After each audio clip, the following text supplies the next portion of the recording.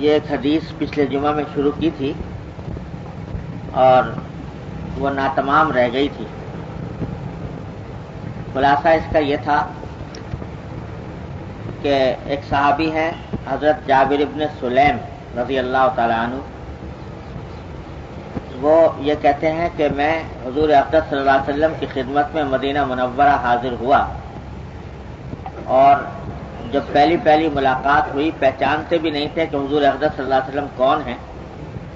لوگوں سے معلوم کرنے پر پتہ لگا تو پہلے سلام کیا. سلام میں علیک السلام کہا. آپ نے تلقین فرمائی کہ علیک السلام کے بجائے السلام علیکم کہنا چاہیے.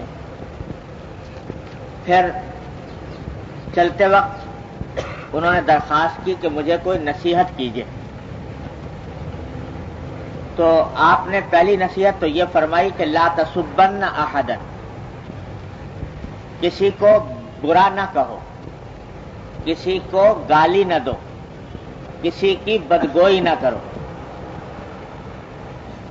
تو لفظی معنی اس کے گالی دینے کے بھی ہوتے ہیں، بدگوئی کرنے کے بھی ہوتے ہیں اور برا کہنے کے بھی ہوتے ہیں.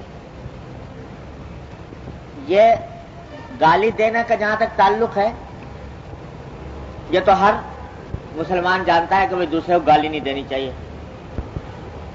گالی کے معنی ہے کہ کوئی سخت مغلظ قسم کے الفاظ استعمال کرے. کوئی بھی شریف آدمی اس کو پسند نہیں کرتا.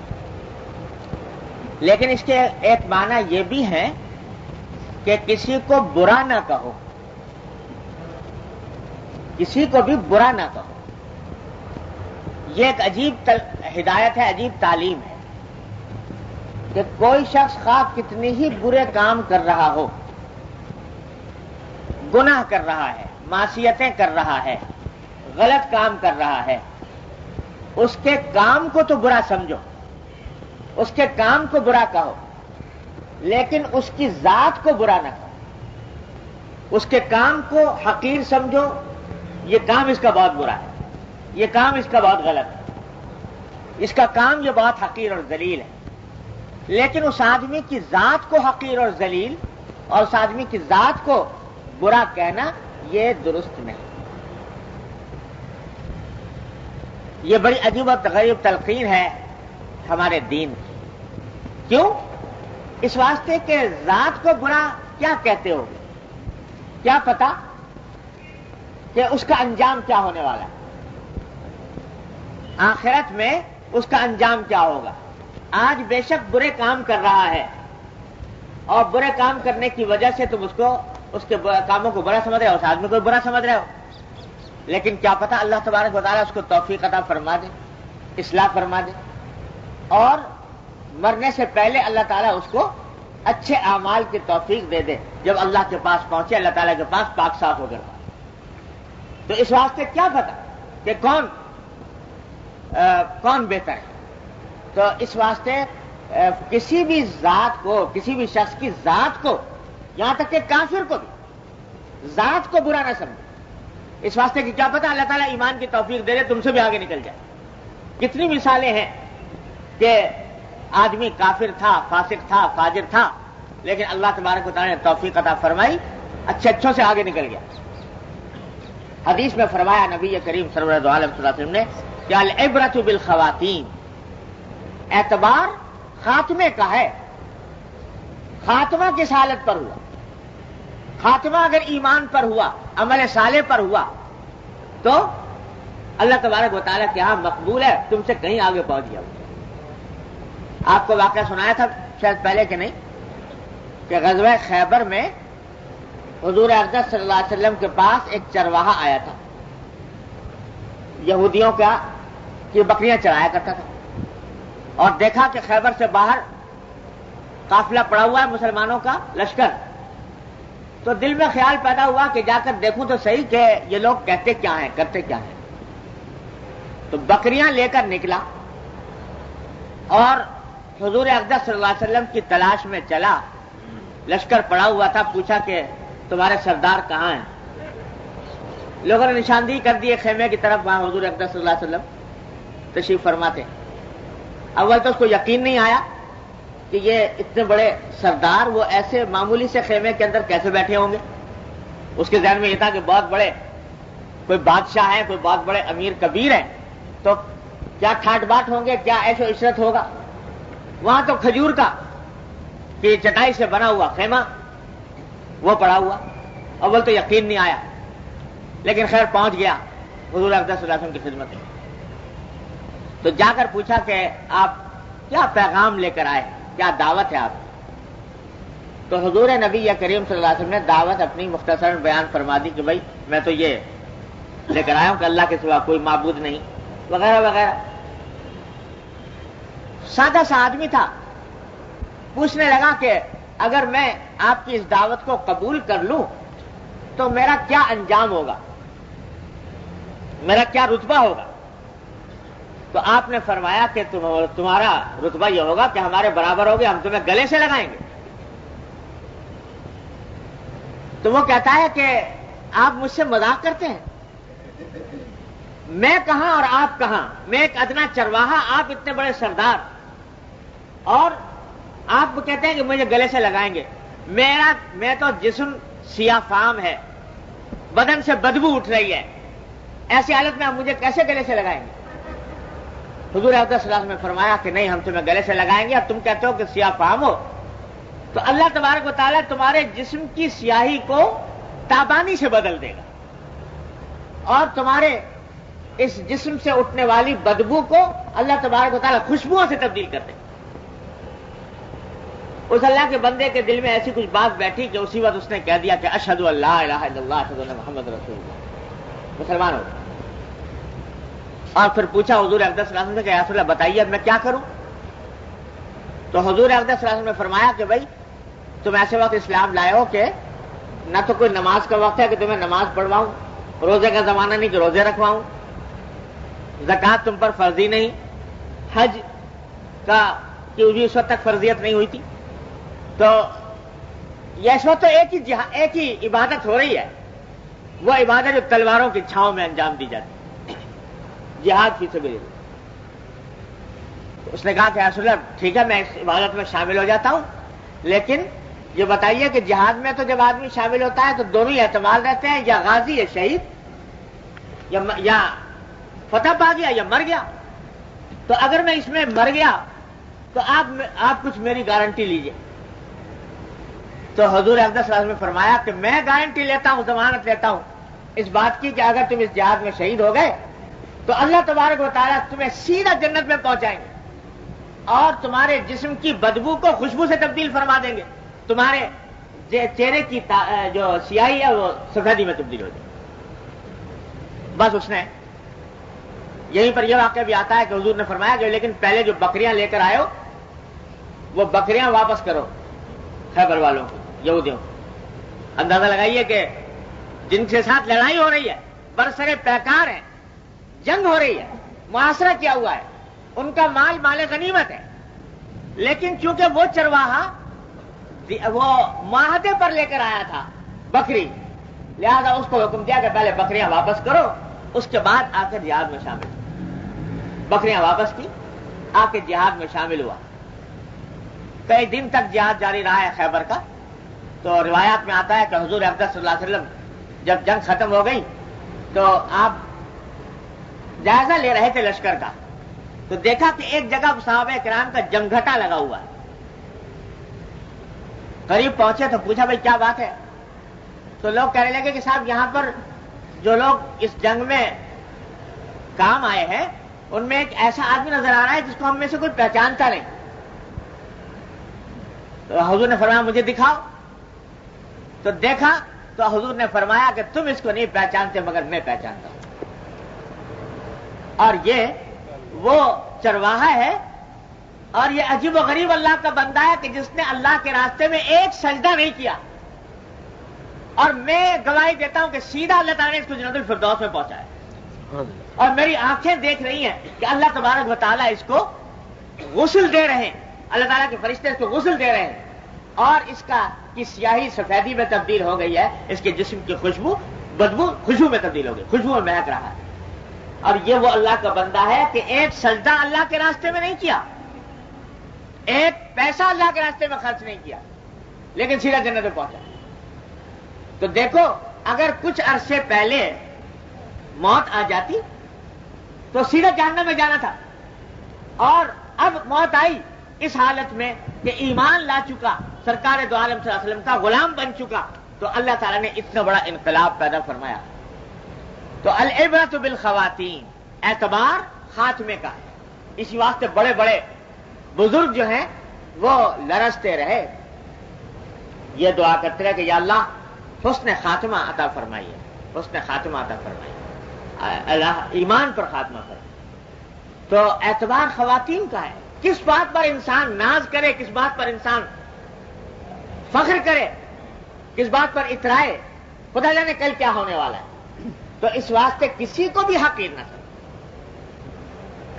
اللہ, ایک بزرگ کے بارے میں نے اپنے والد ماجد صلی اللہ علیہ وسلم سے سنا کہ ایک بزرگ تھے, اللہ والے بزرگ تھے.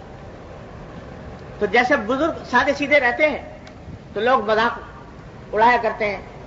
آج کل بھی ہے نا, یہ ملا جو ہے, ملا صوفی, یہ اس قسم کا کہہ کے لوگ مذاق اڑاتے ہیں ایسے آدمی, کہہ رہے دنیا سے اس کا کوئی تعلق نہیں ہے. تو ان کا بھی مذاق اڑایا کرتے. تو کسی نے اسی مذاق اڑانے کے دوران ایک جملہ کہہ دیا, تو پتہ نہیں کیا کچھ ایسا جملہ کہہ دیا کہ میں ایک سوال آپ سے کرنا چاہتا ہوں کہ یہ بتائیے کہ آپ اچھے ہیں یا میرے کتے کی دم اچھی ہے.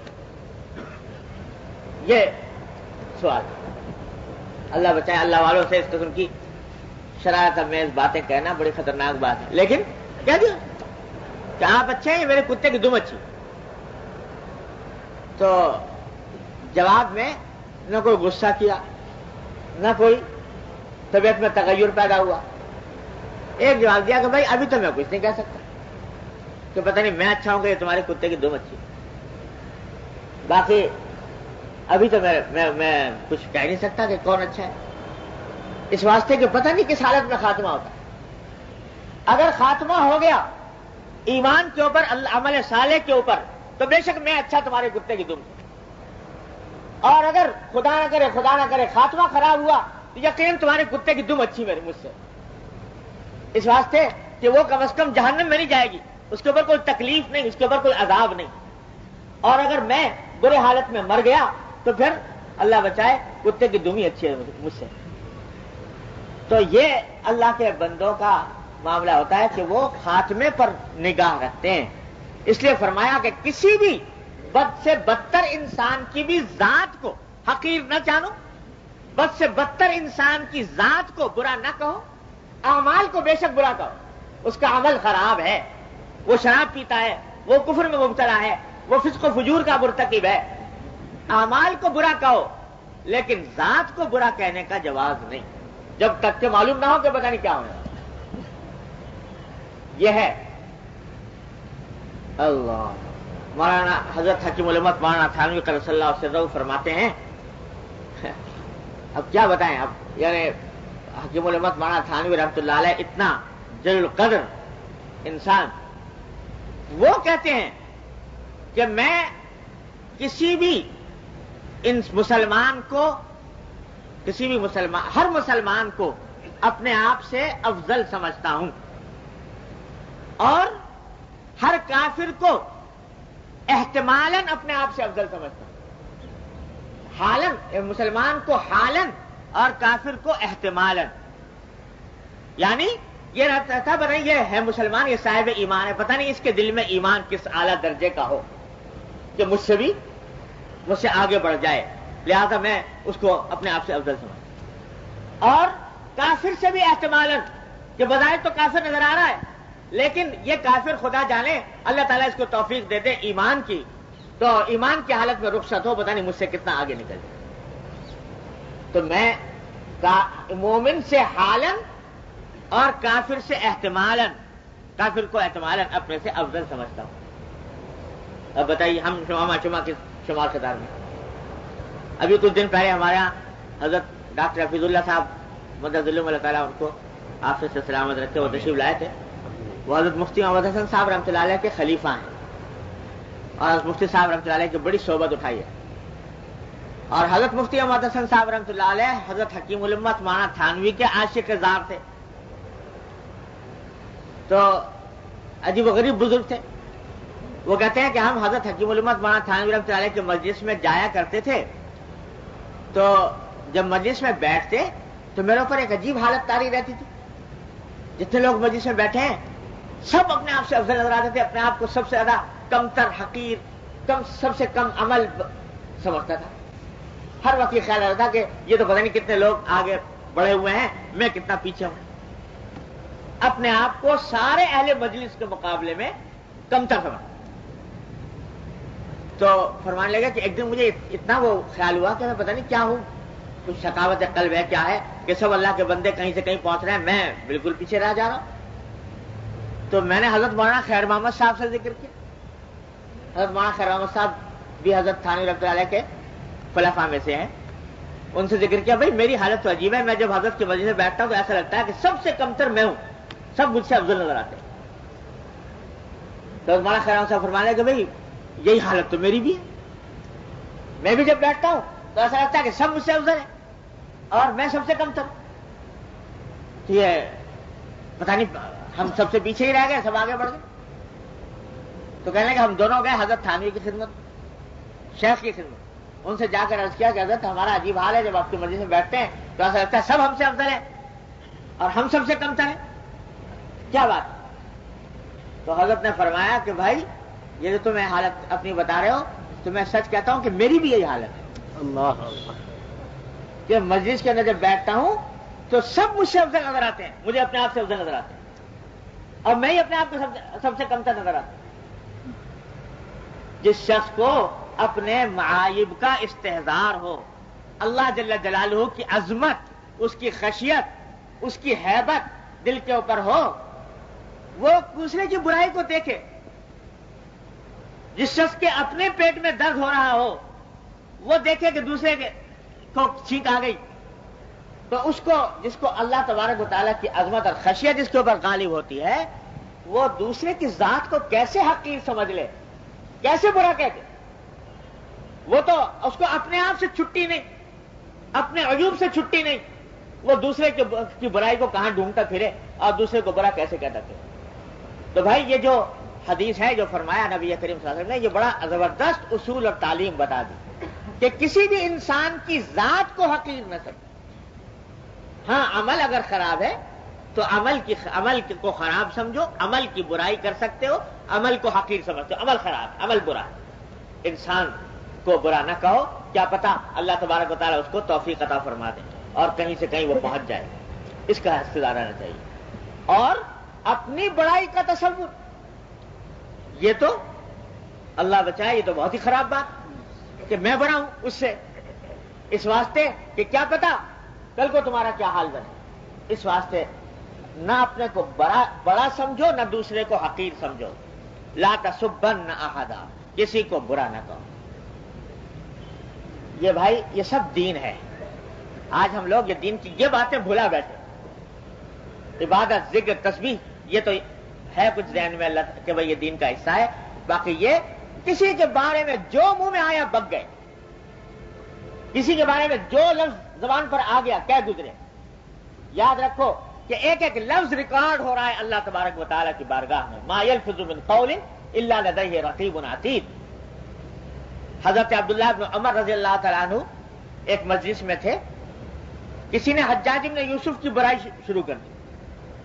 حجاج بن یوسف کو کون نہیں جانتا، مسلمان، مشہور ہے کہ ان کے ظلم و ستم بہت مشہور ہے. کتنے انسانوں کو بے گناہ قتل کیا، ظلم، تشدد، جبر، خدا جانے کیا کچھ مشہور ہے. ان کو برا کہنا شروع کر دیا. تو حضرت عبداللہ بن عمر رضی اللہ تعالیٰ عنہ نے فرمایا، اس آدمی سے خطاب کرتے ہیں، دیکھو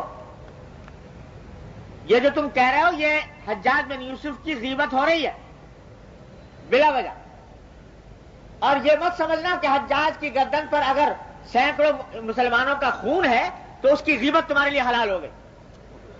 اگر اللہ تبارک و تعالیٰ اس سے سینکڑوں مسلمانوں کے خون کا بدلہ لے گا تو تم اگر اس کے خلاف اس کی غیبت کر رہے ہو، اس کی برائی کر رہے ہو، تو تم سے اس کا بھی مواخذہ ہوگا اللہ تبارک اللہ بلا وجہ غیبت۔ ہاں کہیں ضرورت پیش آ گئی کسی کو بتانے کے لیے کہ بھائی یہ ذرا خیال رکھنا، ہوشیار رہنا، فلاں آدمی ذرا اس سے بچ کے رہنا، یہ تو کوئی مذاق نہیں، کسی کو تکلیف سے بچانے کے لیے، لیکن بلا وجہ مجلس آرائی کے لیے برائی ہو رہی ہے تو یہ نہیں، لا تسبن احد۔ ارے انبیاء علیہ السلام کا شیوا تو یہ رہا کہ گالی کا جواب بھی گالی سے نہیں دیا، حالانکہ شریعت نے اجازت دی ہے کہ جتنا کسی نے ظلم کیا اتنا تم بھی بدلہ لے سکتے ہو، لیکن انبیاء علیہ السلام نے کوئی گالی کا جواب بھی گالی سے نہیں دیا۔ نبی کو کہا جا رہا ہے کہ یا انا لنراک فی صفاحۃ وانا لنظنک من الکاذبین، کہ نبی جیسے جلیل القدر ہستی کو کہا جا رہا ہے کہ تم بیوقوف ہو، حماقت میں مبتلا ہو، اور ہمارا خیال ہے کہ تم جھوٹے ہو۔ احمق ان کو کہا، جھوٹا کہا۔ جواب میں ہم جیسا کوئی ہوتا کہتا تم احمق، تمہارا باپ احمق، لیکن جواب میں نبی کا جواب یہ ہے کہ یا قوم لیس بی صفاحۃ ولکنی رسول من رب العالمین، اے میری قوم میں بیوقوف نہیں ہوں، میں پروردگار کی طرف سے تمہارے پاس پیغمبر بن کے آیا۔ یہ جواب دے رہا ہے پیغمبر، گالی کا جواب گالی سے نہیں دیا جا رہا۔ فرمایا کہ ہم لنراک فی ضلالۃ، ہم تو تمہیں گمراہ دیکھ رہے ہیں، ہمارا خیال ہے تم انتہائی گمراہی میں مبتلا ہو۔ نبی کا جواب یہ کہ یا قوم لیس بی ضلالۃ ولکنی رسول من رب العالمین۔ حضرت شاہ اسماعیل شہید رحمۃ اللہ علیہ، حضرت شاہ اسماعیل شہید رحمۃ اللہ علیہ کا نام سنا ہوگا آپ حضرات نے، اللہ اکبر، شہزادے شاہی خاندان کے فرد ہیں، لیکن اللہ نے دین کی طلب دی تھی، آگ لگی ہوئی تھی سینے میں دین کی بات پہنچانے کی، تو لوگ دشمن بھی ہو جاتے ہیں ایسے آدمی کے، بدعات اور شرک کے خلاف جہاد کیا تو ایسے آدمی کے دشمن بھی ہو جاتے ہیں۔ ایک دن جامع مسجد میں بیان فرما رہے ہیں، واز فرما رہے ہیں، تو کسی آدمی نے کھڑے ہو کر حضرت کو تکلیف پہنچانے کے لیے جملہ کہا کہ مولانا ہم نے سنا ہے کہ آپ حرام زادے ہیں۔ استغفر اللہ العظیم، اندازہ لگائیے، اتنا بڑا عالم جلیل الشان، اور صرف عالم ہی نہیں، ساری دنیا جانتی ہے کہ شاہی خاندان کے فرد ہیں، شہزادے ہیں، اور کہہ رہے ہیں یہ جملہ، انہیں مغلظ گالی کو ہے۔ کوئی اور ہوتا تو نہ جانے کتنا غصہ نکالتا اس کے اوپر، وہ نہ نکالتا تو اس کے حوالی موالی اس کی تکہ بوٹی کا ڈالتا، لیکن یہ پیغمبروں کے وارث ہیں۔ جواب میں فرمایا کہ بھائی آپ کو غلط اطلاع ملی، آپ کو غلط اطلاع ملی، میری والدہ کے نکاح کے گواہ تو اب بھی دلی میں موجود، میری والدہ کے نکاح کے گواہ تو اب بھی دلی میں موجود۔ یہ جواب دیا جا رہا ہے گالی کا۔ یہ ہے پیغمبرانہ اخلاق، یہ ہے پیغمبرانہ سیرت، کہ گالی کا جواب بھی گالی نہیں دیا جا رہا کہ جائے کہ ابتدا میں انسان گالی کسی کو دے، ابتدا میں برا کہے، یہ ہے نصیحت۔ تو اب دیکھیے کہ حضور اقدس صلی اللہ علیہ وسلم نے ان صحابی کو جو پہلی ملاقات ہے، ابھی آپ نے دیکھا کہ حضور کو پہچانتے بھی نہیں تھے، پہلی ملاقات، اور پہلی ملاقات میں چلتے وقت نصیحت مانگی، کیا نصیحت؟ تو پہلی نصیحت یہ فرمائی کہ لا تسبن احد، کسی کو برا مت کہو، کسی کو گالی مت دو۔ چنانچہ وہ صحابی بھی پھر صحابی تھے، کہتے ہیں کہ جب حضور نے یہ نصیحت فرما دی، فما سببت بعدہ حرا ولا عبدا ولا بعیرا ولا شاتا، میں نے یہ نصیحت ایسے پلے باندھی کہ اس کے بعد کسی کو بھی کبھی برا نہیں کہا، آدمی تو درکنار، کہتے ہیں کہ میں نے کسی اونٹ اور بکری کو بھی برا نہیں کہا، اونٹ اور بکری کو بھی گالی نہیں، کہ حضور اقدس صلی اللہ علیہ وسلم یہ نصیحت فرما دی تھی، لہذا اونٹ اور بکری کے لیے بھی کوئی ثقیل کلمہ زبان سے نہیں نکلا۔